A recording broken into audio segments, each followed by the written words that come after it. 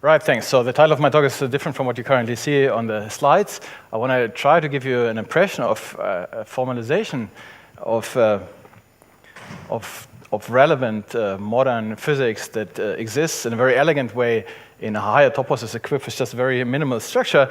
And the point is, this minimal structure lends itself to formalization homotopy type theory. That's what makes this title. I want to try to explain this a bit. Now, the whole story is a bit long, and in 50 minutes or 60 minutes, I will only be able to give you a rough idea. So what I do want to do is I will be kind of reading from a survey article that I wrote recently for a book that is being prepared at Institut Henri Poincaré in Paris, which is titled Higher Pre-Quantum Geometry, and which for those of you who are online, if you just Google for Higher Pre-Quantum Geometry, you will find this document. And so that document will explain much more than I will have time for. It starts out reviewing the basics of modern local field theory in a comonadic way that lends itself to formalization and category theory. Then there's some section about actually real-world examples that really motivated me. And then there's the third section that shows how to formalize this more abstractly. And for our purposes here, I'll be talking about this third section. So I'll jump right there to section number 3, but I will have, at the end, just a little bit of time to indicate how to actually do physics with the kind of axiomatics that I'm introducing. So I'll have to ask you, if you're interested, for those of you who are, to maybe check out for more in this document. So we've already heard mentioning of some of Hilbert's problems that he presented in 1900 in Paris at the International Congress of Mathematics. There's one problem that is called Hilbert's, that he numbered number 6, which some authors claim that from all the problems in the list, the 6th is the only one that continually engaged Hilbert's efforts over a very long period, at least between 1894 and 1932. And that problem says, treat by means of axioms those physical sciences in which mathematics plays an important part. So it says axiomatize physics. And Hilbert was certainly the greatest mathematician of his times. It is maybe important to remember at this point that he was very closely following developments in current physics. He almost scooped, well, it seems he actually did scoop Einstein with the correct equations of motion of general relativity, which is the reason why today we speak of the Einstein-Hilbert action function for general relativity. Anyway, so he back then suggested that this has to be done. And of course, it's not like nothing happened since. Various parts of physics have meanwhile found sort of their mathematical theory, which actually expresses what they do. So, for instance, there's Lagrangian mechanics that goes way back to Lagrange, whatever it is, which was later understood to be sort of just the mathematical theory of variational calculus. And there's Hamiltonian mechanics, which today we understand is really nothing but symplectic geometry, and so forth. Gravity was shortly after Einstein understood to be really just the obvious application of Riemannian geometry, and it continues going this way. Gauge theory, which gained importance in the 60s, is what in modern math would be called Chern-Weil theory, the theory of vector bundles with connections and their characteristic classes. And then a little bit later, with the advent of string theory, something called higher gauge theory that played a more important role, which is axiomatized by what in math is called differential cohomology, the differential refinement of generalized cohomology theory. There's a similar dictionary we can do for the actual quantum aspects, which I will de-emphasize today just in order to keep things a bit under control time-wise. So this table, maybe I want to highlight from this table that you could, of course, enlarge this table more. But one important thing to highlight here is that in the right column you see, crown jewels of math. These are topics, key topics of math that are an important role. And so something important seems to be going on. The subjects, that's what I want to say, the topics in math that do formalize physics are not random, otherwise uninteresting topics, but there are topics in math that mathematicians care for in its own right. So something interesting is going on here.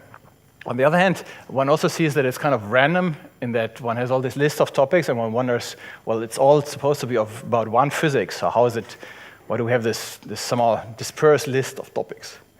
And beginning in the late 60s, William Levere has been thinking about this very much. He is, of course, famous as being the founder or the leading figure of categorical logic and maybe categorical algebra. But if you look at his writings, and in particular also at the interviews that have been recorded, which you can find online, then it's striking to notice that he was from the very beginning motivated by physics. Actually, he started out before he became a category theorist, before he invented topos theory, as a physics student, and he was asked, think about continuum mechanics, and he said, okay, so let me try to understand. So it involves differential equations. So what's a differential equation? And then apparently that led him to ask that question more deeply than anybody did before. And he eventually, invented toposes and synthetic differential geometry to answer that question. But it's striking that he was motivated from physics. So if one, in a nutshell, would summarize the approach to formalization of physics that one can deduce from his articles, then it goes by the following three-step procedure. So first of all, famously, he, in the wake of Grothendieck, he said, let's rest the foundation of mathematics itself in topos theory by saying our ambient mathematical universe, we've seen this mentioned several times before here, should be some topos, and let's try to formalize our maths inside that. But then it went on. He said, okay, now we want to formalize physics in a nice, what's called synthetic way. So the idea about a synthetic, maybe I should say this, it's really meant to use the old meaning of the term as it goes back to Euclid.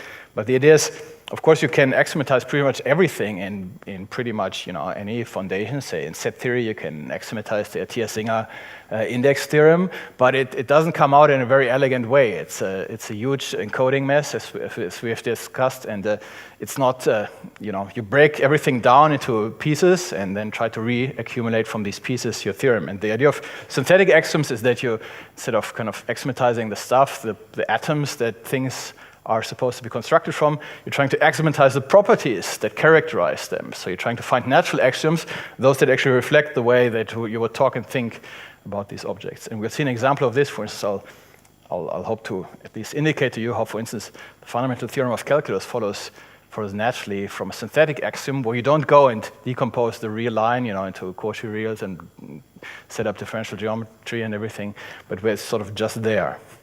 Anyway, so I said, so once we're in some topos and we want to do physics synthetically, well, what we have to do is we have to assure that this ambient topos mathematical universe is one in which physics exists. So the idea is you impose properties. You say, let there be a topos, let us be in a topos, which satisfies a certain set of axioms. Originally, these were what's now called the Coq-Levier axioms, but could be different sets of axioms if one plays with them a bit, such that they ensure that every object in this topos, every set, is actually more than just a set. It's a smooth differential geometric space of sorts, so that you can go and say, well, this might be something that I could interpret as a space-time or a phase space or anything else in a world which is about continuous structures as in physics. And then once this is done, then we can go to this point 2b, and then actually formalize mechanics, or maybe later we'll get to this field theory and more modern aspects, by just doing universal constructions in this topos. And I just want to highlight in the how the closest connection to physics actually was. So the two original sources in which Levier laid out what has become later famous as synthetic differential geometry, their titles are not synthetic differential geometry. Their titles are categorical dynamics and toposes of laws of motion. And from the titles you can see this theory was developed for axiomatizing dynamics and physics. And as has been emphasized here before, Bas has just mentioned it, what makes toposes a good foundation for mathematics is that working inside them is essentially like working inside sets. Technically, elementary toposes are finitely complete, regular, locally Cartesian closed categories with a sub-object classifier. And the point is now that the internal logic of them is very nice. The internal language of toposes is, or more generally of locally Cartesian closed categories, is intuitionistic type theory. Martin-Löf, intuitionistic extensional type theory. So this was first formalized as an actual equivalence of categories by Seeley in '84, and it's correct except for this annoying coherence issue, which was later clarified by other authors in 2011. It's still keeping people busy these days, but it's a technical thing that one has to take care of here. So, I forgot, by the way, so that would concern these first two pages, these first 2 points, but let me come back to my list of items there for this program of how to axiomatize stuff. So a little later, well, actually it goes back to ideas that seem to have been developed in the 60s, late 60s, that we emphasize very much that whenever you want to formalize something and there's some duality aspect to it, for instance, where you have discrete and continuous aspects, small and large, other things, when things appear to be in duals, then he observed, which is maybe commonplace these days, the correct mathematical structure to formalize this, to capture this in a precise sense, is usually the notion of an adjunction between categories.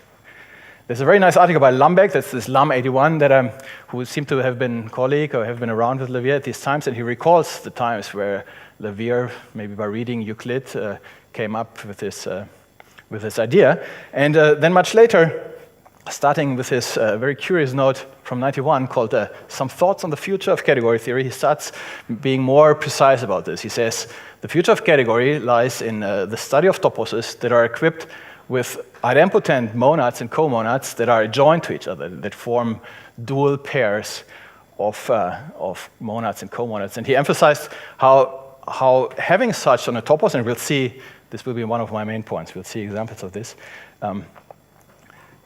having such on your intuitionistic type theory really means that you're equipping your types, your objects, with certain qualities. So it's a way of, yeah, we'll see examples of this. So then also these, so we have this topos now, right, whose internal logic is intuitionistic type theory, with some extra bells and whistles maybe. And now we want to say, well, in addition, it carries these monads and comonads on it. So what is that logically? So it was pointed out, I guess this must have been clear to experts before, but it was famously highlighted by Morgi in 91 that, of course, the categorical semantics given by monads and comonads is that of modal operators in your type theory. So if you have a type theory which carries modal operators in the sense that modal logic has modal operators but now lifted from just propositions to actual types, then the natural categorical, or the categorical semantics of this is the corresponding categories that interpret intuitionistic type theory equipped with these monads and comonads. So if you put all this together, and just stick with me just in a moment, we'll see this all come to life, but I do want to give this preview. So if we put this all together, then following Levier, but I don't think he ever said it this way, we see that categorical logic, right, so the kind of ingredients that we just discussed, is actually then, it's a natural formal backdrop on which we should approach Hilbert's problem, maybe. That's the kind of stuff where, if we're in physics, we need to be talking about we have some object with some qualities, say smooth, differential, continuous qualities, and then we want to axiomatize math on this, axioms on this. So that's maybe the right backdrop to consider. And then in light of this, Hilbert's problem number 6, sort of in the ITTT version, says, in a concise form, find synthetic axioms for physics in modal type theory, by which I mean, say, intuitionistic type theory equipped with modal operators in a suitable sense. So this is something that one can drive to some point.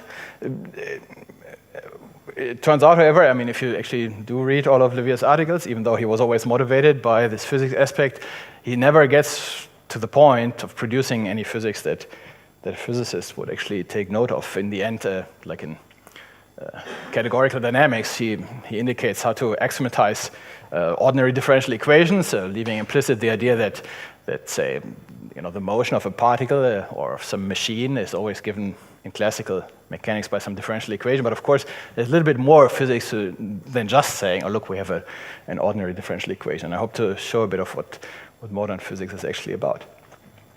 And it's related. So this is related to the fact that just on abstract grounds, you can see, well, this program, nice as it sounds so far, it has, with modern hindsight, it has two big drawbacks or two deficiencies that need to be fixed. So first of all, well, this initial idea of basing mathematics on toposes was a visionary. There are some people these days, and I guess some of them are in this room here. Maybe this room is full of such people, I don't know. Maybe some people might doubt it, but anyway, there's good arguments that you say, no, the actual foundational structure is higher toposes, infinity-toposes, as discussed by Lurie in his book. There's a curious rhyme to this on the physics side. So also one notices that just this formalization and toposes, even though it starts out being a little bit about physics, it misses much of what modern. So that's what this word modern in my title is supposed to refer to. What present, contemporary, actual physics that's being done, what they care about is not properly reflected or not synthetically in a nice way reflected in a topos. So modern physics is concerned with just with classical mechanics, the movement of machines, but with stuff that's called local quantum gauge field theories. And for instance, to get this gauge aspect into the game, there's really no good way to do this in toposes. So in view of this, we're led to reconsider the problem maybe one more time. And we see we maybe somehow need to lift Hilbert's sixth problem. So let's put this in context. So from classical physics, formalized in synthetic differential geometry, and axiomatized in topos theory, so we need to lift. They lifted to high energy physics, formalized in higher differential geometry, and axiomatized in higher topos theory. So that's what I hope to present on just the next slides. But in doing so, I just do want to highlight the following fact. So from the very beginning of the homotopy type theory project, there have been people, notably Mike Shulman, who said, oh, look, it's the internal language of infinity-toposes. And now, if you take that statement as a fully formal statement, then it's still lacking a full proof. But I do want to highlight the things that have already been proven, which are not often, I talk to many members of the community, not often recognized, even by members of the community. So many people will claim that there is one model of homotopy type theory and it's simplicial sets, but that's actually already not true anymore. There's large infinite classes already known. So here's what's known, stuff mostly proven by Mike Shulman. So assuming this issue with coherence, which goes by this initiality theorem, which is, however, that's not something that's specific to homotopy type theory, that just applies to all interpretations of type theory and categories. Then, homotopy type theory has semantics and locally presentable, locally Cartesian closed infinity categories. So that's the infinity analog of the locally Cartesian closed categories that you all know. This is something that Mike and Dini Schall-Szynski came up around 2012, and independently, I think David Gebner and and Joachim Koch made this observation just a little later.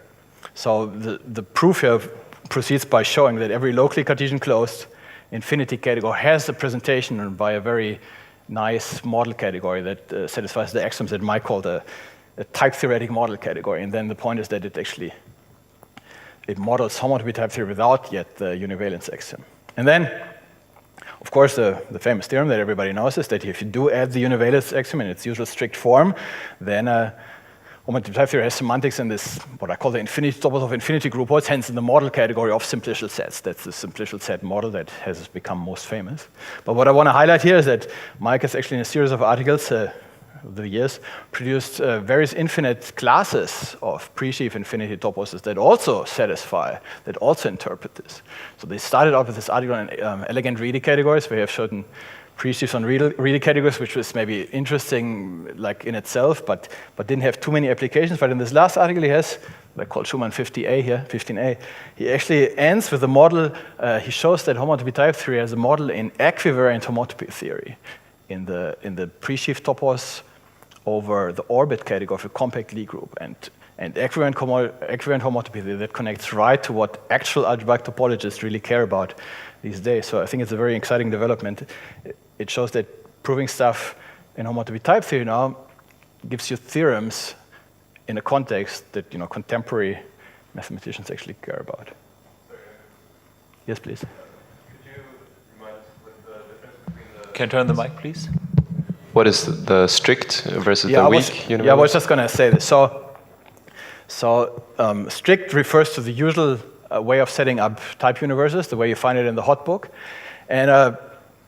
And there's a different way to axiomatize a universe, not using the Russellian paradigm, but using what's called, I guess, weak Tarskian universes, where you don't actually identify a type with a term in the type universe, but there's this extraction process that you just know it represents a type. So Mike has been arguing, that's my remark here, Mike has been arguing for a long time that it's obvious to him that actually homotopy type theory, if you just relax, if you just use these Tarskian universes, and he says it's obvious that it actually has semantics in all infinity-toposes, because the only thing that stops you from combining the first point of the theorem, that you have the semantics in locally Cartesian closed categories, the only thing that stops you from generalizing this to interpreting univalence is just the strictness of the universe on a pullback, which is not in general, guaranteed in infinity-topos. I think there's more to it than that, frankly. Sorry, say it again. I simply don't believe that that's true. You don't believe that the conjecture here is true in Remark 3.6? No, the conjecture might be true, but the reason for it being true isn't as simple as that. Okay, can we maybe? So I'm just, yeah. So this is this hasn't been proven, and there's a claim by Micah, which is public on the homotopy type theory Institute webpage, that it's easy, but he says he keeps hoping that he can actually find models of the strict universes, because he says even though he thinks it's obvious that with a weak Tarskian universe you can find the interpretation, he said it would be unwieldy to work with. Anyway, so I'm just stating this. Urs, just to give you some support, so there's good evidence that in the Koch proof assistant, actually what's happening is they're using the weak universes. So that, so that I think would be sufficient then. Yeah, so there's some ongoing discussion, which I would very much hope, I'm not a type theorist and I don't really want to get into this. I really hope that some of you will sort this out. I think this is one of the most exciting open problems in homotopy type theory, to really nail down the relation to infinity-toposes. But all I want to say is, for the purpose of my talk, it's interesting. I will be talking about infinity-topos that are equipped with nothing more extra structure than just a few monads on them. And so I'm saying, if you can, as soon as you can interpret your homotopy type theory in these infinity-topos, you're just doing modal homotopy type theory, and then we have a very neat setup for axiomatizing physics. That will be my punchline, but it rests on this conjecture, if you wish. Just quick question, stroke comment. Perhaps it would be helpful just to briefly say what an infinity-topos is, right? I mean, in the sense that it's all to do with, replacing sets by simplicial sets. Yeah, by space, yeah. Okay, sorry, I was maybe assuming that is known here. Right, so that's the idea, exactly. Yeah, that's just the idea. You combine homotopy theory with topos theory. So homotopy theory is the theory of passing from sets, regarding sets as being discrete topological spaces, and say, let's take arbitrary topological spaces, but regard them up to homotopy equivalence, which is equivalent to regarding them via their singular simplicial sets, and turns out to be equivalent in the right sense to just working with simplicial sets, thought of as combinatorial models for homotopy types. And exactly just as an ordinary, say, elementary topos is a generalization of the universe of sets, so an infinity-topos is the generalization of this universe of homotopy types that used in homotopy theory. So it combines, if you wish, the geometric logic aspect of toposes with the aspect of homotopy theory and gauge equivalence. Right, okay, so let's not spend maybe too much time on this. What I want to highlight is this. So in this new formulation, so maybe the homotopy type theoretic version of Hilbert's problem, I would suggest, is now, it says it finds synthetic axioms, meaning natural, direct axioms, for actual modern physics in modal homotopy type theory. And I just produced this table here, maybe just to just for the eye to put these things a bit in context. So you recover some things here. Okay, so that's what I want to talk about, and my claim is that it can be done. There's a surprising solution to this problem, which actually leads to real-world examples. And I do want to emphasize at this point, because some people at some point seem to think that maybe I just at some point woke up and thought it would be a good idea to formalize physics, and then just started doing these things. But actually, the opposite is true. I'll come from string theory. We were looking at some actual things we couldn't solve regarding twisted differential cohomology, and I'll come to this, which describes certain gauge fields. And we couldn't solve this problem, and at some point I noticed that if I just had certain adjunctions, then I could actually solve it, and from that point on, we kind of found that it's absolutely useful actually to have just this formal infinity-topos theory background to it. Yeah, and then by coincidence, I happened to be in Pittsburgh University visiting my string theorist co-author Hisham Sati when people from CMU were hearing my talk. And so they asked me, well, you're talking about toposes and stuff, so why don't you come over and speak over at our homotopy type theory meeting? I said, I have nothing to say to you except I can pose you this exercise. I say, look, I have a good application of just bare infinity-topos with just some modal operators on them. Can you formalize this? And that's what started out my joint work with Mike. So Mike then actually kind of started solving this exercise, and that's what I want to talk about now. So let me present you now a theorem that I proved in this. You can find it in this kind of the core of this little book I've written on differential cohomology and cohesive topos, and it has the following simple statement. So I gave you kind of this broad picture now, and now we jump to a concrete model, and I'll play a bit with this concrete model, and then we go back and see a bit about how abstract reasoning could go. So we're now faced with the problem. We want to do some modern physics in topos-style way. So what we need to do is, following the lead of various of the big minds, including Levier, that have told us how to do this, we need to find the right model spaces. So we want to maybe talk about very generalized, infinite-dimensional, highly complex, groupoidal phase spaces in physics. And the way to approach this, mapping spaces, they will be huge and wild. But the way to control this is that we say we need just to fix what are the test spaces, the site on which we will probe all these things. And so we'll take very simple test spaces that encode nothing but the minimum extra structure on sets that we will impose on spaces in physics. So look at the following very concrete construction. I'll define a category that is called subform space, and it's supposed to be short for super formal Cartesian spaces. So there's 3 stages in here, and these 3 stages will keep reappearing in everything that follows. So first of all, so what are these things? I take this to be a full subcategory of the opposite category of super commutative algebras. And it's a subcategory on the following objects. So I think of an object. Can I do like so? No, I can't, huh? Is there a pointer? I write the objects in here as Cartesian products of an Rn, which is just the usual Rn that you know, times this boldface D, which is supposed to be, this is my generic symbol for an infinitesimal space that is really just a point with an infinitesimal thickening. And the equation makes precise what I mean by this. So I say, we define the objects here, right? It's in this opposite category, so I can define them by giving you a supercommutative algebra. And we think of, like in the sense of algebraic geometry, we think of our space as being the thing that has this supercommutative algebra as its algebra of functions. That's what this notation on the left means to suggest, and it's defined by the notation on the right. So it's just the following simple thing. It's just the algebra of smooth functions, in the ordinary sense, real smooth functions on Rn, which is the formal dual of Rn. And then it's an algebra that people in synthetic geometry call a Weyl algebra, namely an algebra, with a nilpotent ideal V that is finite dimensional, and otherwise the remainder, the residual field, is just R. So in algebraic geometry, you would call this a complete R-Artin algebra. But I suppose in some early seminar, Boubakian seminar, Weyl introduced a similar notion, and some people heard that seminar and some people didn't, and those who did call it a Weyl algebra. So this is in supercommutative algebra. So this nilpotent ideal here has both even and odd nilpotent elements. The even nilpotent elements, they play the role of the infinitesimals that we know from ordinary synthetic differential geometry, whereas the odd guys in there, the Z2 graded guys, they will add supergeometric aspects to everything that we're doing. And I will not be speaking about the supergeometric aspects today much, but I just want to highlight that in 1920 it was proven by the Stern-Gerlach experiment that the geometry that underlies experimentally verified reality is supergeometry, right? Spinors, in 1920, spinors were for the first time realized to have this funny Z2 aspect to this, and the only way, this is something that is known in the textbook but doesn't have really spread to the public maybe yet, the only way to make sense of classical mechanics of spinors is to do it in supergeometry. So this is independent from the question of whether the world is supersymmetric, whether we have supersymmetries. In other cases, for just describing fermions, there's this super aspect to it, and you will see in a moment that it actually unifies very beautifully in a very abstract context. So whatever this is, I just sort of define a category of very small model spaces that have the smooth aspect, an infinitesimal aspect, and a super aspect to them. And so what we can do now is, do I say this anywhere here? So we can form the infinity-topos over this. Does it fit on this slide here? Yeah, I can make it smaller now. Gee, do you know how to make it smaller?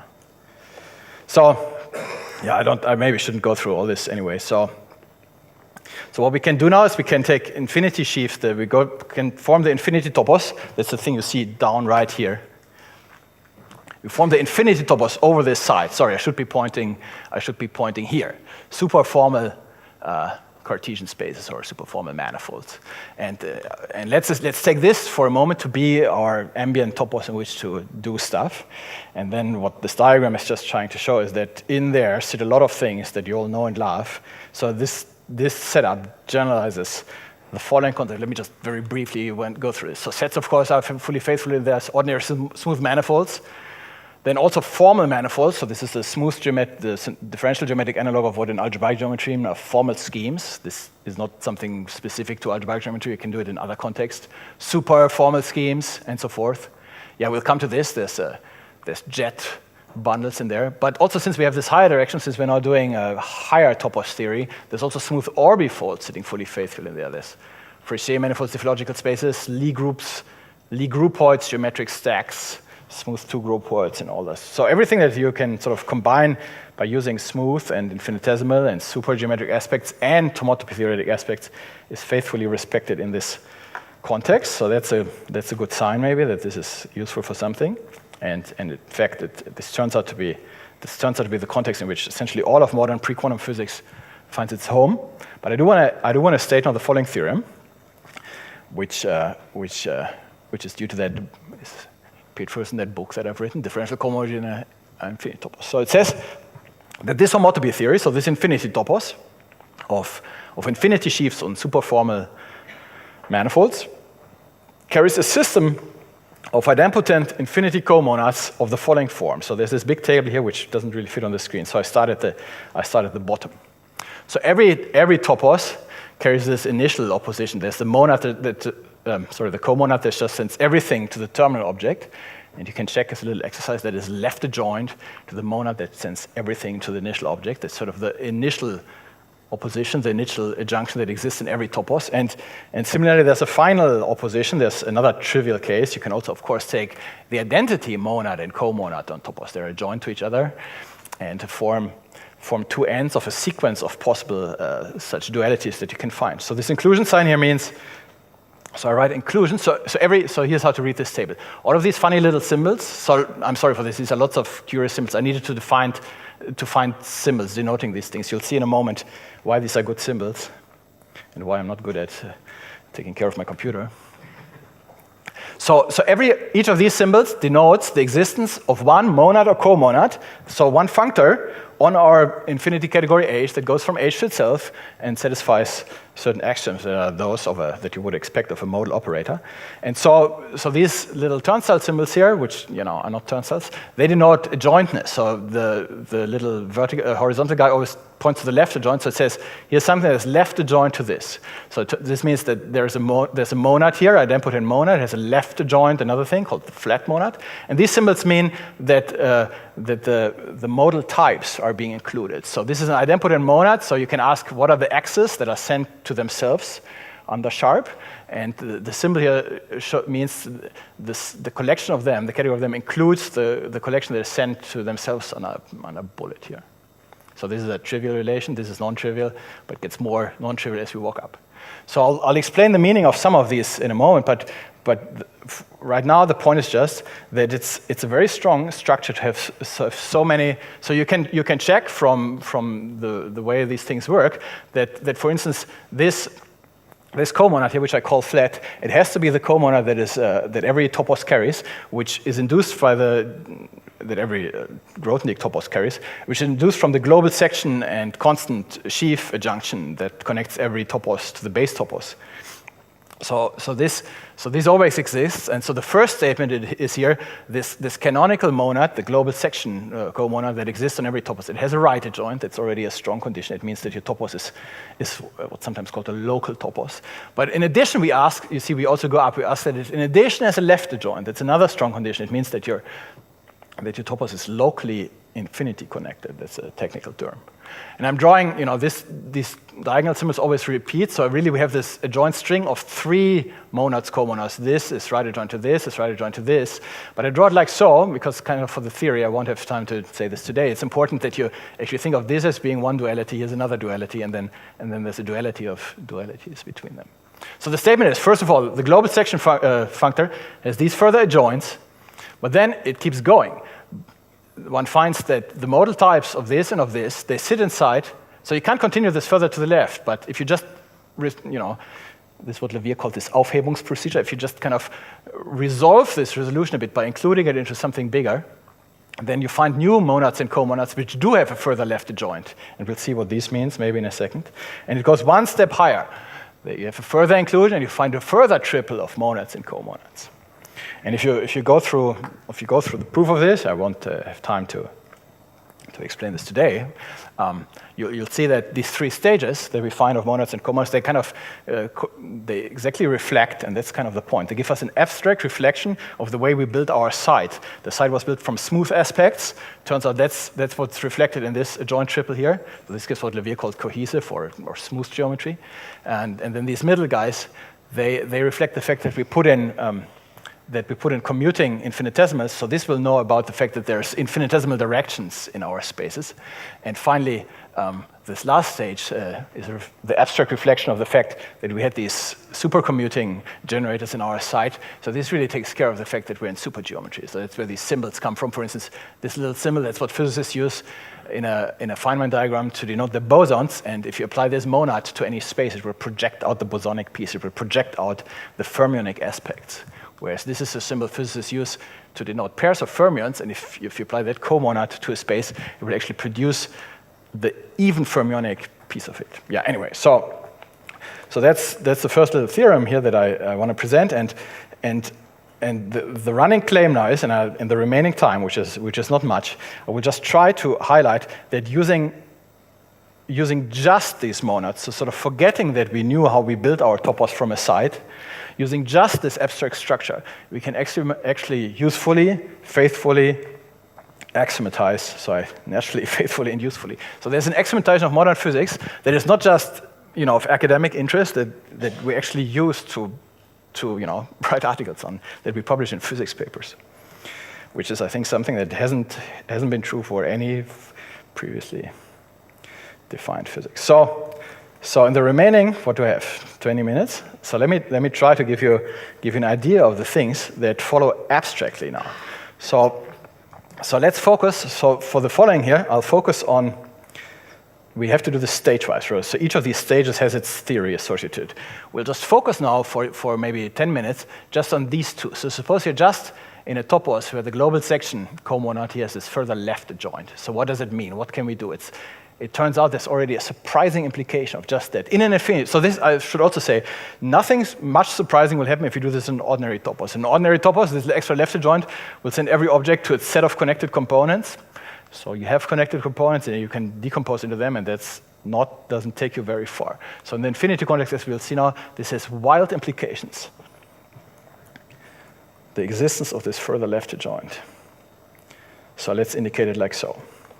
So first of all, to make this interesting, I'll pass to the tangent topos. So I'll always write boldface A is now generically to have a shorthand. This is our infinity-topos that is equipped with this progression of adjoint monads and comonads. Not only always to write, Sheaf's infinity on supercard space manifold because it's too long, but also because it could be, and that's the point, it could be something else, right? Maybe you find a different site, a different model that also satisfies all these, has also all these monads and comonads. And then the point is, everything I will say from now will apply just as well.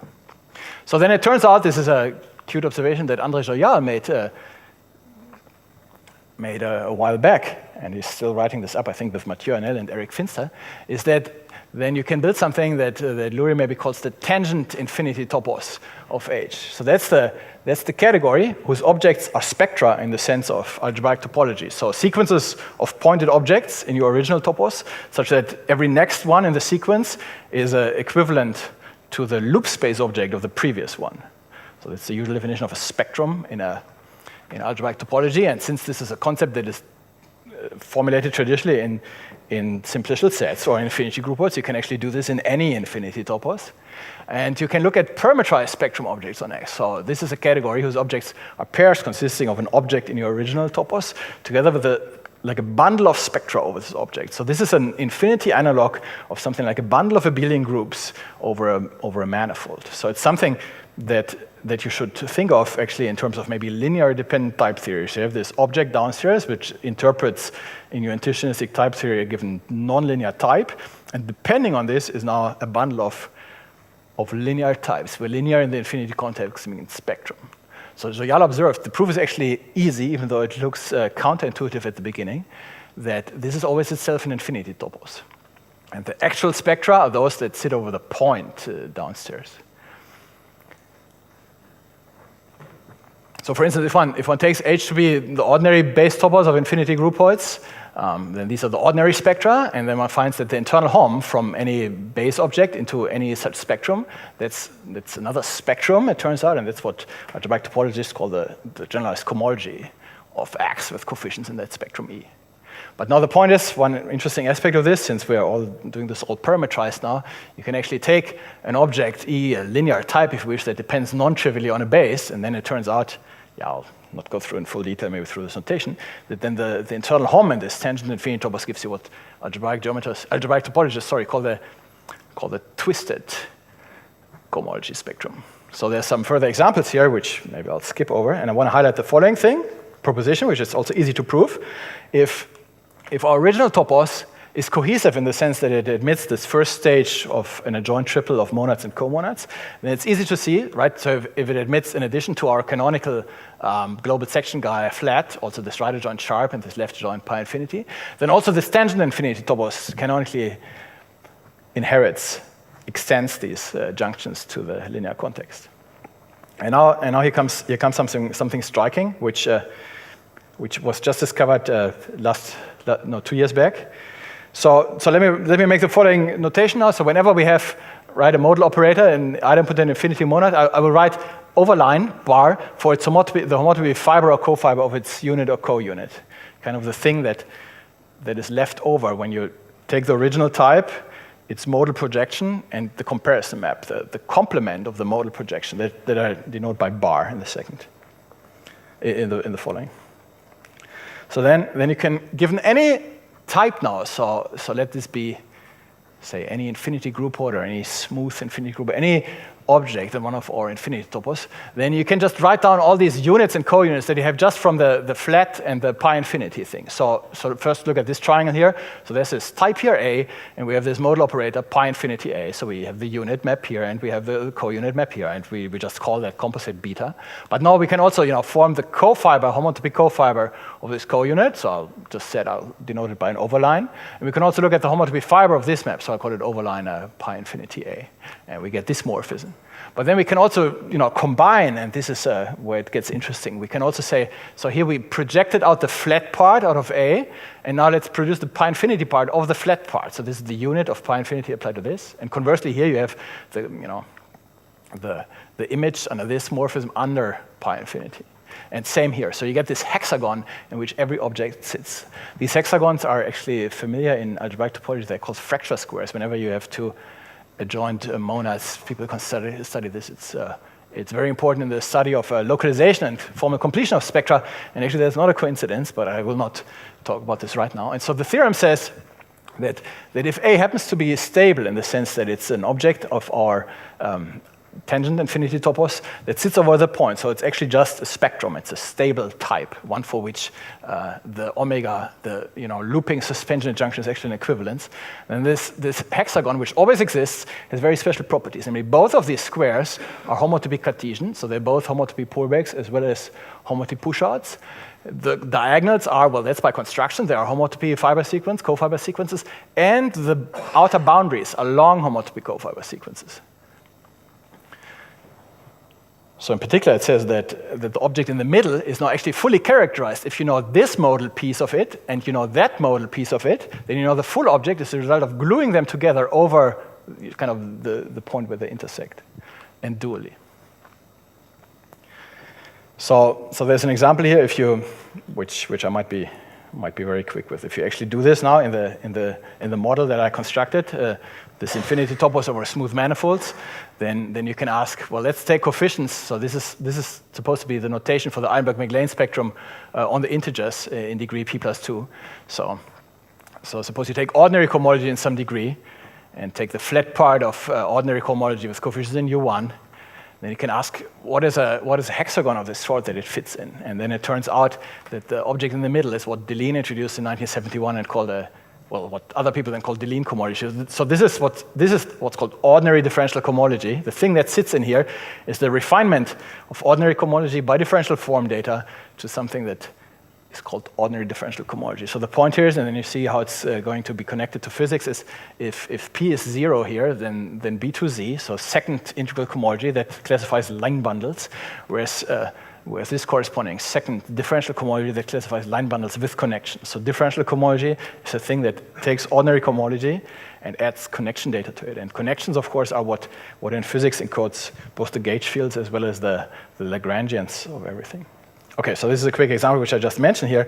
I won't have time to do this. So generally, from this example, one sees that this hexagon in a cohesive, so in an infinity-topos that is equipped with these adjunctions, has always the following. So at the very beginning, I claimed that adding dual modalities to your topos equips all types with some new quality that wasn't there before. And here we see a striking example of this.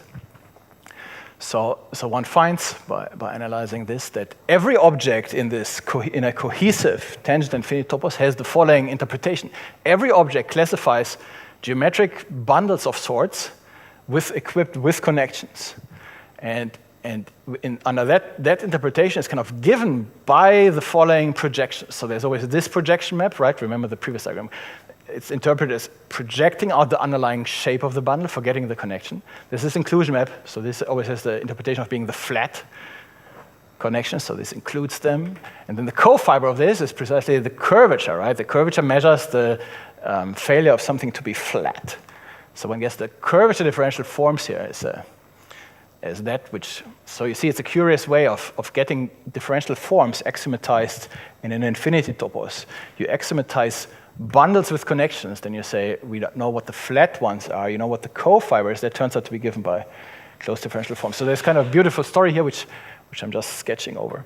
And this hexagon, they solved an open problem. So Simons and Sullivan had observed in the beginning of the 90s that differential K theory sits in such a hexagon and is characterized by it, and they first observed that ordinary differential cohomology is characterized by this hexagon, and then they observed that also differential K theory sits in this hexagon, and they asked, is maybe differential cohomology generally characterized by such a hexagon? And it was left open, and then this previous theorem shows that there's an answer. Yes, it's always, you can actually define differential cohomology this way, and the proof is by using an adjoint pair of monads, infinity monads, and comonads on an infinity topos.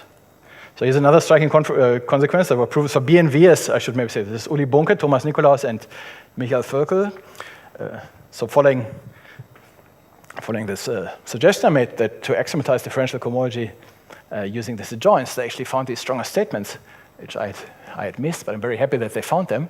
So they observe that you can now actually, I will not, since I'm running out of time, I will not actually explain this, but it turns out, we just axiomatized a concept of differential forms in a very synthetic way in an infinite topos. We said nothing, usually when you axiomatize differential forms, you say, let's axiomatize a manifold, then we axiomatize a tangent bundle, then the powers of the tangent bundle, then the linear duals, then you need to talk about local triviality and stuff. So this is the analytic building up of differential forms. Here we had nothing. We had a huge shortcut. We had a pair of adjoints and took a tangent infinity topos, and then we see that there's objects in there, the flat bar types, which behave precisely like differential forms, and even in better ways than you would actually get. They have all the correct properties. They sit, they receive Chern character maps. They sit in the right long exact sequences. They satisfy lots of sophisticated properties that in the usual textbooks for differential forms you will only see far at the end in the advanced articles, in the advanced sections. Anyway, so we have this, and so you can ask, is there, we can integrate now. Can we integrate forms? And do we have the fundamental theorem of calculus? And Bunke, Nikolaus, and Völkel showed that using nothing but the axioms I just presented, nothing but an infinity topos of stable types with the left adjoint to the flat thing, there is a canonically defined integration operation that in the actual topos, if you use the actual differential forms coming from the ordinary differential cohomology, is just the ordinary integration, but otherwise it's something else. And it satisfies the fundamental theorem of calculus, and that if you differentiate, and this differentiation is actually this map here. So it turns out this map that appears in the hexagon, that's the Rahm differential on forms. So there's a proof of fundamental theorem of calculus here. And you see, so we're getting into a territory that should certainly allow us to say something about differential equations and physics. And so I think I have maybe just 5 minutes left or something. So I'll be quick. I just want to emphasize, maybe just let me state that using the next stage. So this was kind of the existence of connections of differential cohomology. This is something that is given by the first stage in this cohesive tower of adjoint modalities.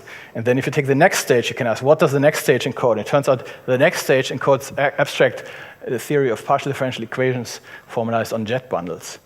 Yeah, I have to be a bit quick here, but using, so if you choose any base object in your topos, then you have the unit of the corresponding immodality. So that was the one, if I may just skip back, that appeared in the middle here. So there's this guy here, which is the monad that algebraic geometers call the Rahm stack construction. It takes a smooth space, and identifies all infinitesimal neighbor points inside it. So it's a kind of exotic space, but it has very good formal properties. And it's left adjoint, by the way, that's why this is called this is just ordinary reduction modality, comodality that takes a space with possible infinitesimal extension and just removes the infinitesimal extension, but keeps the infinitesimal neighbors the same.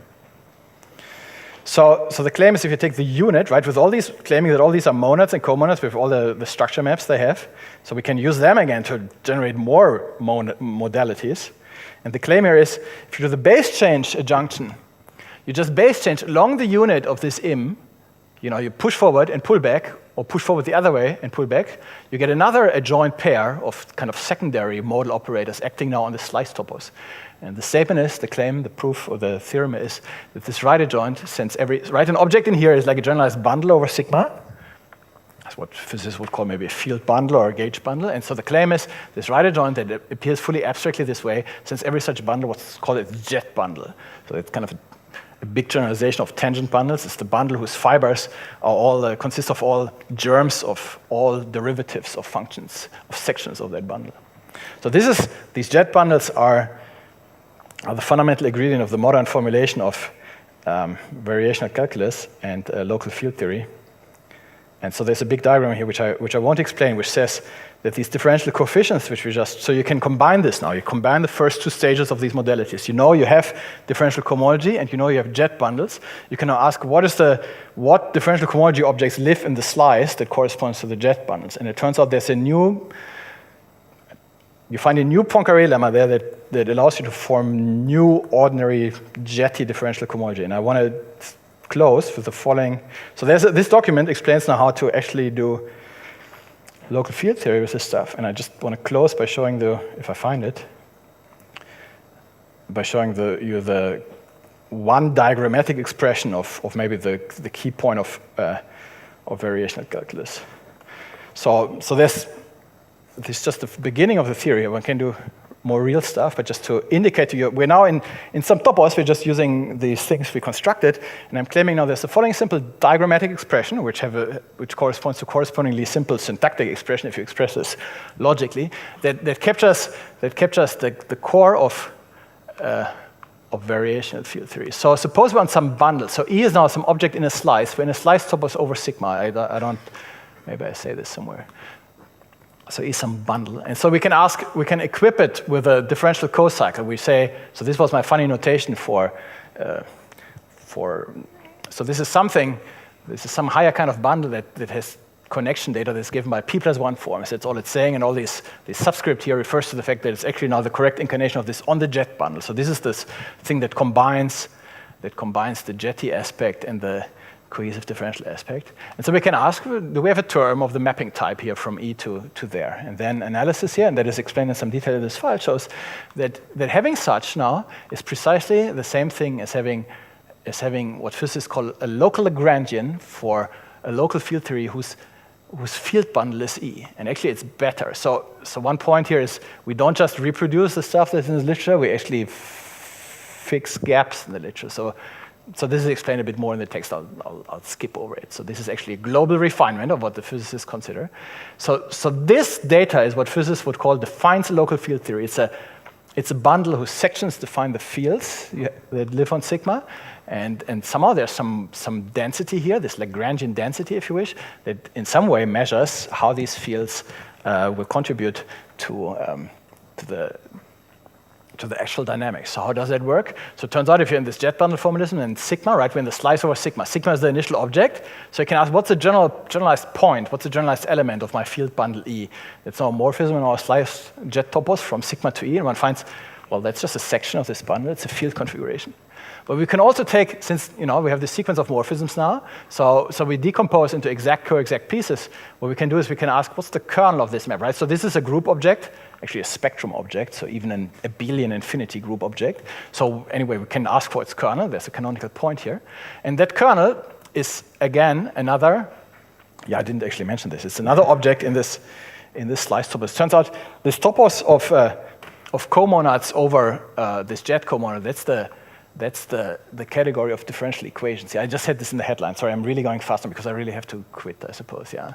So anyway, it turns out if you just form the kernel of this map, you get a differential equation. You get an object and an infinity-topos that has the interpretation of a differential equation, and that differential equation is the famous Euler-Lagrange differential equation of motion that defines, that maybe Levy originally set out to wanting to axiomatize. This is the thing that defines classical field theory.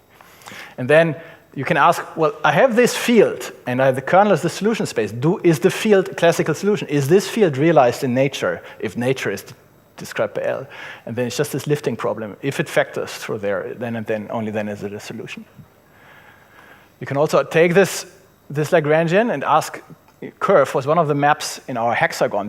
Remember I've talked about this is the thing that projects out curvature. So it turns out the abstract curvature of this Lagrangian is a certain thing. The S is for source forms. It lands in a certain sub-abelian group of differential forms.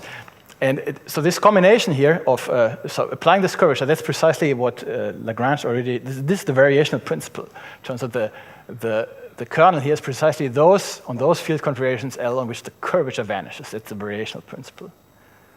It's the principle of extremal action, a very time-honored principle of physics. And yeah, so this is really just the beginning of the story. Next one can prove the Noether theorem. One can produce your pre-quantum line bundles. One can pre-quantize Chern-Simons and Westover-Witten theories and do lots of real physics, and it's all controlled just by these monads. And I'll stop here, and I just want to amplify. This is kind of a bit of a huge story. We start all the way down with just foundations and end up with fundamental physics. So what I do want to emphasize is if you sort of just don't want to learn all the physics right now, but just trust me on this, I think there's an excellent open problem here for logicians and type theorists. Just develop the theory of just modal homotopy type theory further. I have one student working on this. I know that Bas and Mike are working on developing just the abstract theory of modal type theory further. There's one excellent article by Mike, which I should maybe emphasize, with the Brouwer fixed point theorem in the title, where he develops cohesive homotopy type theory, the first layer of these three layers in some detail. And so I'm really trying to make sort of an advertisement campaign. If you're looking for a topic, if you have a student who needs a topic on homotopy type theory that is guaranteed to lead to something, or that has a good chance to lead to something that mathematicians and physicists would care about, who otherwise don't care about type theory as such, I think that's an excellent topic. Thank you very much.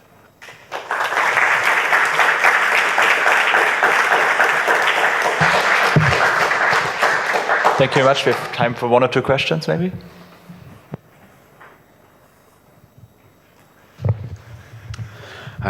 At a certain point, you passed from the infinity-topos you were working into its tangent. Yes. How would that work inside homotopy type theory? Yeah, so that's actually a great question. This is what Andre Joyal and Mathieu Hanel and Eric Finster are currently working on. It has a super answer, a super interesting answer, because so this relates to good Wheeler calculus. What you do is the tangent topos. So if this is our infinity-topos H, so this is our homotopy type theory. So we add the axiom, let there be a pointed type. So in category language, I would write it like so. That's how Joyal suggests to write it. So I don't want to, you know the syntax better than me. So you add the axiom, there is a type, and you ask that it has a point. And then you can ask ask this to be linear. So you enforce the axiom that since it's pointed, we have suspension. That's just the push out of the point inclusion with itself. And then there's a loop space, which is the pullback of the point inclusion with itself. Right? So you can ask, if you have these canonical operations, just push out and pull back on X. And you can force this to be an equivalence. Force. Add the axiom that it's an equivalence. And then you add the similar axiom, similar for all finite powers, in the sense of powering over finite sets. So you ask, so this is our pointed type. You ask it to be a generic pointed type, which is linear in the sense that looping its suspensions and equivalence on it, and on all its finite products and finite limits. Then they show, so this is Joyal, Hanel, and Finster. They've been announcing this for ages now. They have, I think they have too many results. Maybe it's just the beginning of, it's just the first stage of good Willi calculus. Then hx that's the tangent topos. It's really this is using good Willi theory. It's a logical so the theorem is really due to good Willi. It's a logical reformulation of what good Willi already did in algebraic topology. And I think it's a beautiful story. There's a whole richness waiting here to be discovered, because one speaks of the good Willi tower. This is just the first tower of an infinite stage of. So this interpolates between H and its codomain for variation, and this is the first linear approximation. There's some relation here to this being a linear approximation. There's a relation here. This is also, I have an article on this called Quantization via linear homotopy types. There's also, if you do believe that there's something like linear homotopy type theory, then this is the evident categorical semantics for it. So if you do, that gets us to the quantum aspect. If you do linear homotopy type theory in TH, then you can formalize quantization. So far on the board I spoke about, that's what the pre-quantum is about. I spoke about everything that goes into before you can quantize. And then if you do pull-push here, you can actually quantize. So this is, if you want to see more about this, look at the note I have. It's called quantization. It also recalls this stuff, quantization via linear homotopy types.